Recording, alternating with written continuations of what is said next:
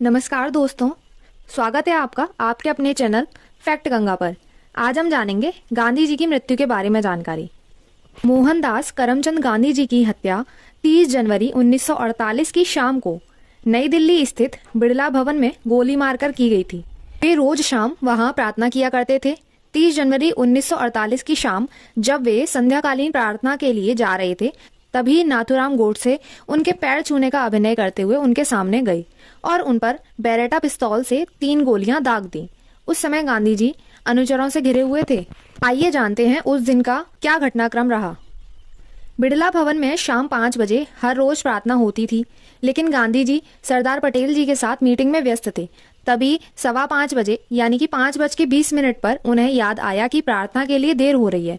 30 जनवरी 1948 की शाम जब गांधी जी आभा और मनु के कंधों पर हाथ रखकर मंच की तरफ बढ़ रहे थे, तभी उनका सामना नाथूराम गोडसे से हुआ। उन्होंने हाथ जोड़कर कहा, नमस्ते बापू। गांधी जी के साथ चल रही मनु ने कहा, भैया सामने से हट जाओ, बापू को जाने दो, बापू को पहले ही देर हो चुकी है। लेकिन गोडसे ने मनु को धक्का दे दिया और अपने हाथों में छुपा रखी छोटी बेरेटा पिस्टल से गांधी जी के सीने पर एक के बाद एक 3 गोलियां दाग दी। 2 गोली बापूजी के शरीर से होती हुई निकल गईं, जबकि 1 गोली उनके शरीर में ही फंसी रह गई। 78 साल के महात्मा गांधी जी का उसी समय देहांत हो गया। बिड़ला भवन में गांधी जी के शरीर को ढककर रखा गया था, लेकिन जब उनके सबसे छोटे बेटे देवदास गांधी वहां पहुंचे तो उन्होंने बापू के शरीर से कपड़ा हटा दिया ताकि दुनिया शांति और अहिंसा के पुजारी के साथ हुई हिंसा को देख सके। न्यायालय में नाथूराम गोडसे द्वारा दिए गए बयान के अनुसार जिस पिस्तौल से गांधी जी की हत्या की गई थी, वह उन्होंने दिल्ली में एक शरणार्थी से खरीदी थी। गांधी जी की शव यात्रा में करीब 10 लाख लोग शामिल हुए थे, वहीं 15 लाख से अधिक लोग रास्ते में खड़े हुए थे।